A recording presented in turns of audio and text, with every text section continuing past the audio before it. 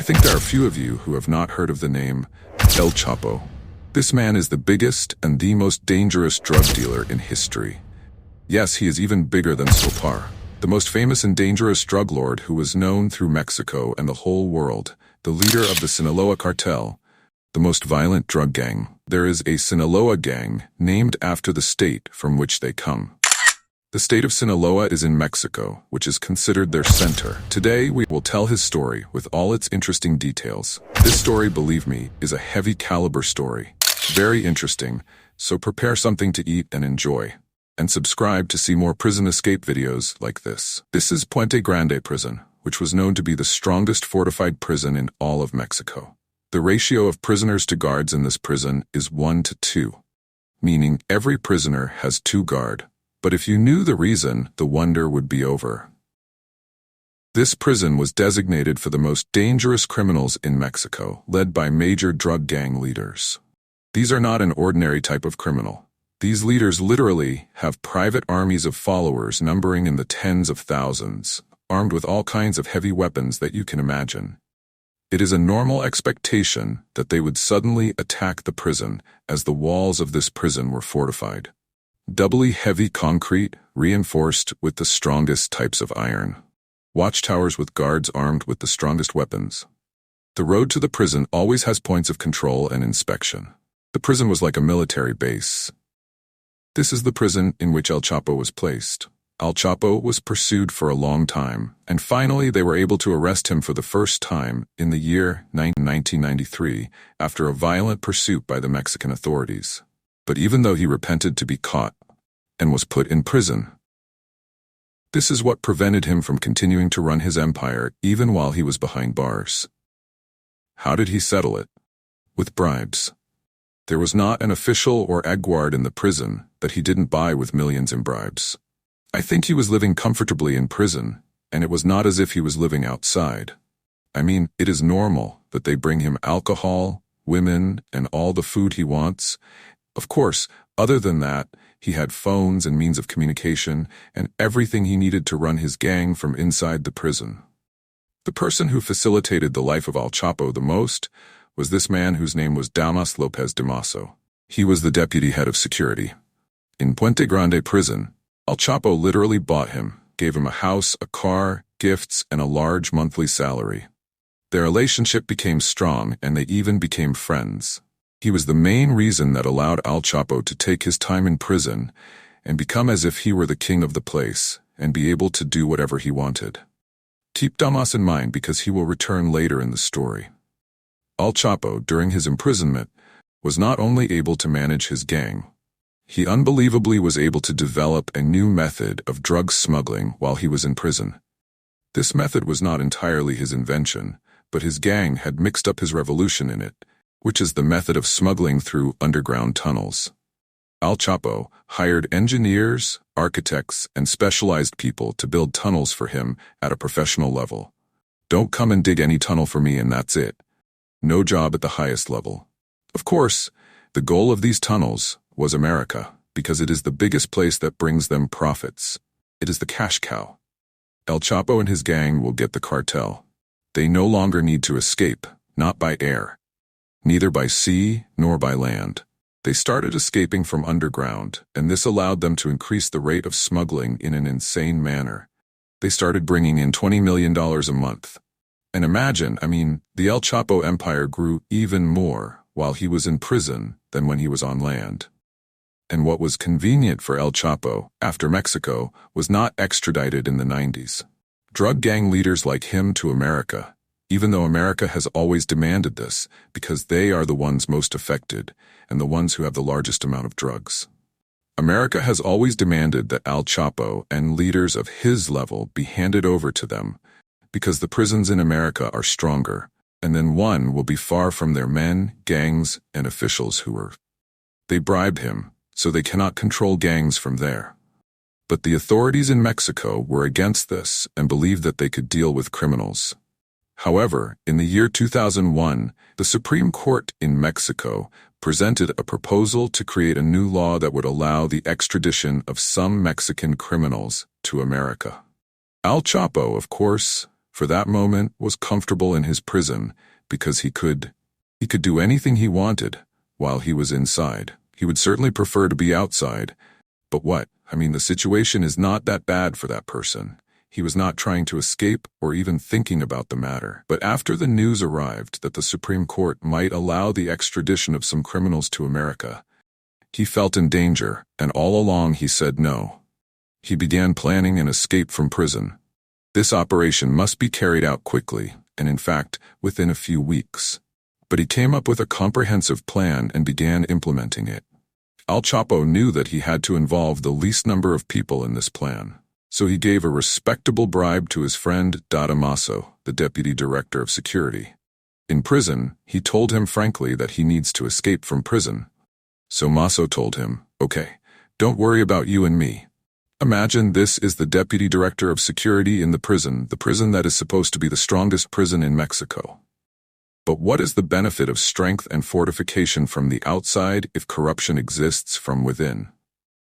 The important thing is that El Chapo and his friend Maso agree that he will reduce the number of people.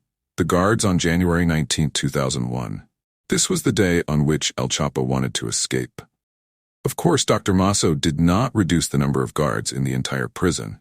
He did not reduce it in the section that housed El Chapo. El Chapo, after he gave a bribe to one of the workers in the prison, a worker named Chito. This was one of the workers responsible for washing clothes. His mission was to take the clothes cart and collect the dirty clothes from the prisoners in it, and then he would take the cart outside the prison and put them in a car. The car that would then take it to the laundromat. Chito was the appropriate choice because he was just an ordinary worker who did not attract attention.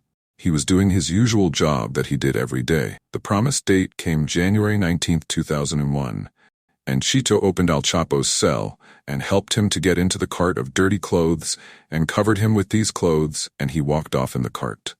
Of course, they were able to settle all this comfortably because there were no guards. The guards were very few in number in this section, but at one point, Chito was pushing the cart. He arrived alone at the gates, and this gate had a guard on it. So Chito stopped the cart and left it in order to speak to the guard and ask him to open the gate. But the cart, due to the weight of the Chapo, began to walk with its Chapo. At that moment, he was afraid that the cart would hit the wall, turn over, and be toppled from it and exposed. But quickly, its owner, Chito, he realized the matter and went and ran after the car and caught it before it hit the wall or anything else. He continued on his normal way to the outside to the prison parking lot, and there the car and the shabu were waiting. He got into the car and they moved the car and left the prison. The one who was driving the car, by the way, was a guard in the prison, one of the bribed guards. El Chapo. When he came out of the outer gates, no one stopped him or sat searching the car along the way. Although this escape operation was revealed quickly, the pursuit operation was very delayed because almost half of the local police were in El Chapo's pocket, so they did not move along in the pursuit process, and this thing gave him the opportunity to get away, a long distance from the prison. But then news of his escape reached the federal forces, which means it is difficult for El Chapo to buy them like the local police. So the federal forces began this process of chasing El Chapo's men. Of course, they were waiting for him a short distance outside the prison, and when he quickly reached them, they changed his car and transferred him to an armored car, and then they took him to a place where he was. There was a helicopter waiting for him, and he got into the helicopter, which then took him to a second location, and there a new armored car was waiting for him. I mean, they went around the world, man. They transported him 4 times by land and by air, so that tracking him became almost impossible. The last car that El Chapo rode in took it to Mexico City, the capital of Mexico. There they were walking in El Chapo Street. He looked behind the back of the car and saw behind them police cars and bikes approaching them and surrounding El Chapo. He began to get nervous. Is it possible that they were able to determine his location and catch up after all the long lap he had taken? The driver asked his money while he was nervous. How did they follow us like this? How did they know our location? The driver came to him and told him, "Don't be afraid." The leader of this despicable police, El Chapo, at that moment took a deep breath, relaxed, and came back. Imagine the scene. Al Chapo walking in his car in the middle of the Capitol, and around us was a convoy of police cars and bikes. It was not like he was a president, man. Of course. These corrupt police were surrounding us to prevent the second police. The handsome police were approaching him. No one expected that Al Chapo was in the middle. A police convoy, so they walked with him until they reached one of the safe houses and headquarters of our escape gang, Chapo, and become a legend. Many people began to think that no one could touch him, and that he was bigger than law and order. And even though the Mexican authorities invested a lot of resources in an operation to pursue Al Chapo, but they were unable to reach him, and Al Chapo remained free for years. During these years, he moved between his secret security houses, many of which were located in isolated areas between the mountains.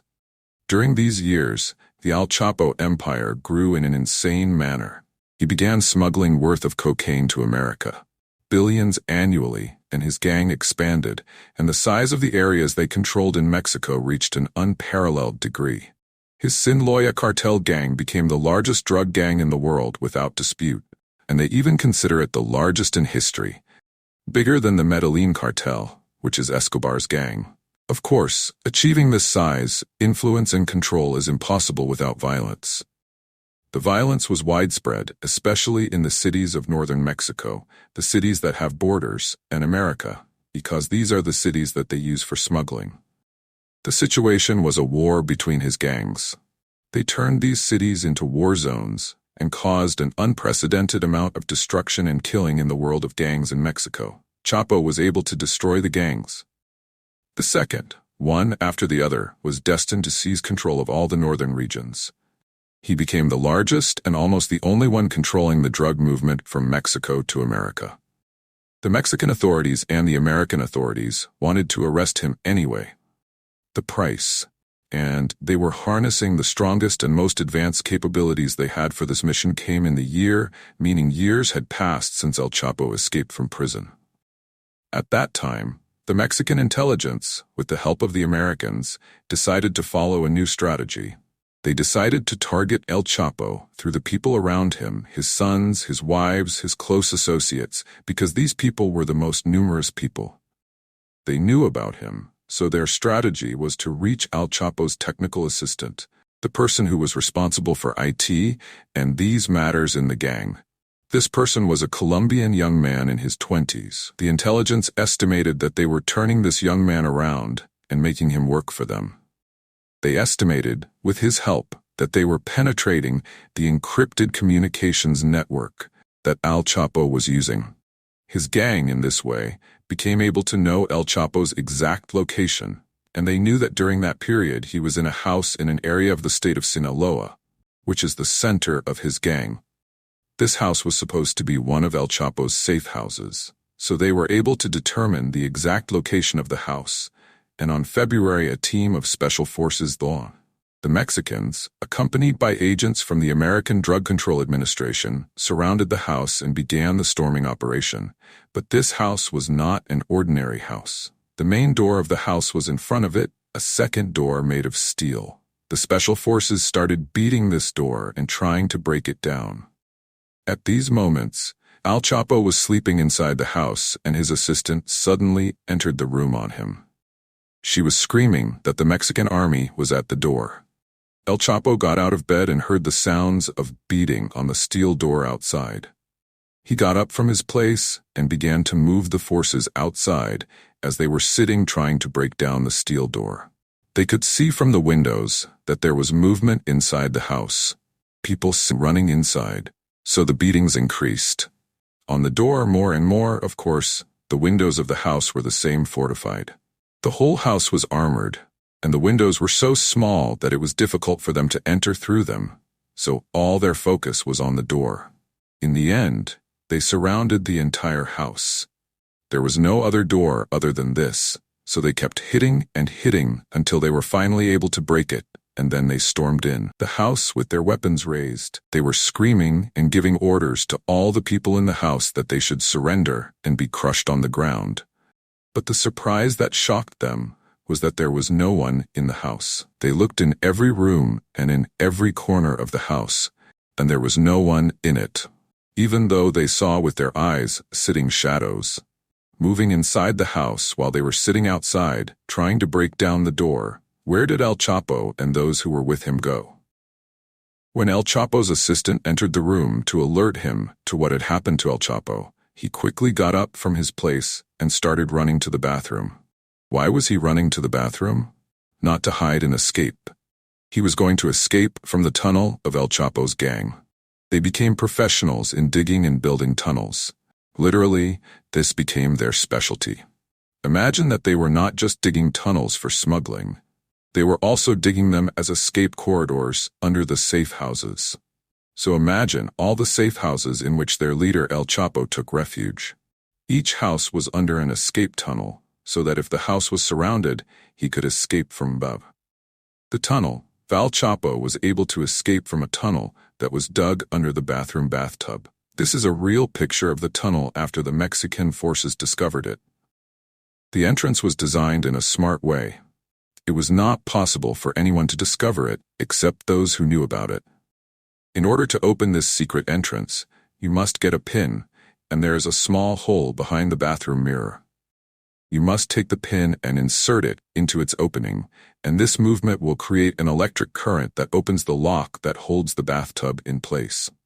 Then you must go and lift the bathtub with your hands, and the bathtub will rise easily because it has hydraulic arms supporting it from under El Chapo. When he entered the tunnel, he pulled out the bathtub and locked it behind him, so the storming forces took it away. While they were searching the house, they did not find this secret entrance. Taboo was able to rest, and he, his wife, his assistant, and his cook escaped. After all of them escaped from the tunnel, then the special forces discovered the tunnel. El Chapo and those who were in it disappeared after escaping.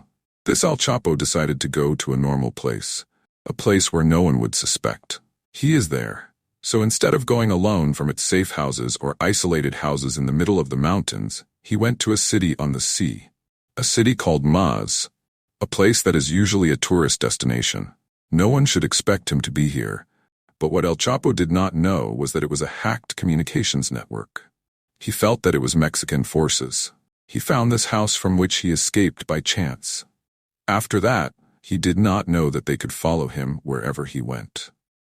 Only 5 days after his escape from the house, specifically on February, the Mexican forces, along with the American agents, tracked down the location of El Chapo in a hotel called Miramar Mu in this and that maritime city.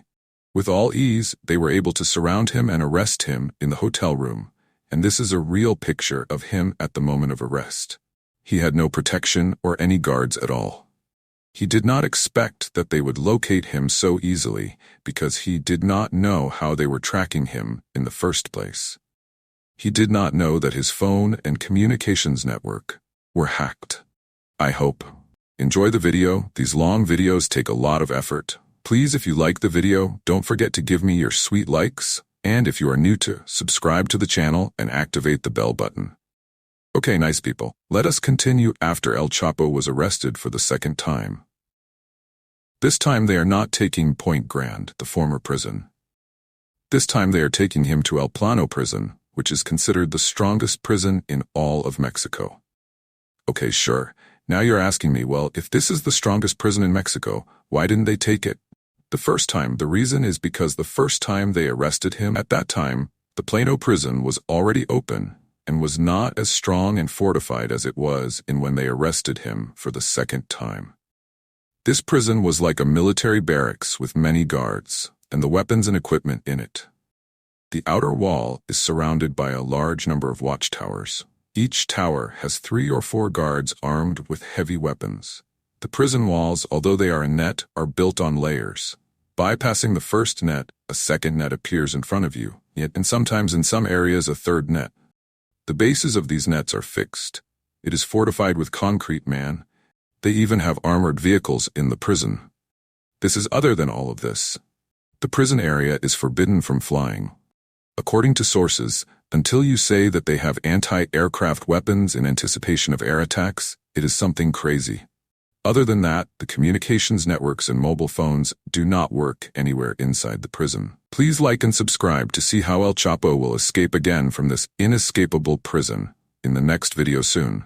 Until then, you can watch the greatest escape of all time from the most fortified island prison, the Alcatraz. You will be amazed. Trust me. Until next time, stay safe, my friends.